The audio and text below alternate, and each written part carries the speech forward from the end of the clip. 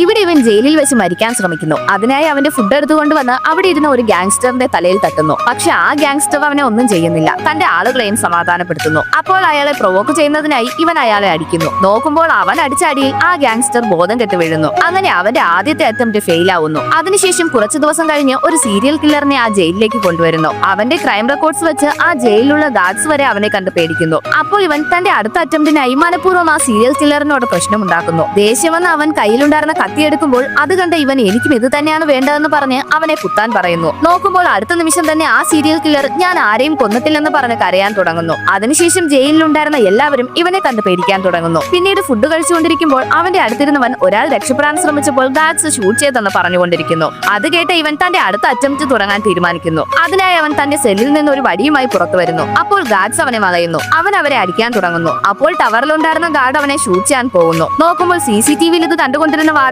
ഗാർഡിനെ stop ചെയ്യാൻ പറയുന്നു. അങ്ങനെ അവന്റെ അടുത്ത അറ്റംപ്റ്റും ഫെയിൽ ആവുന്നു.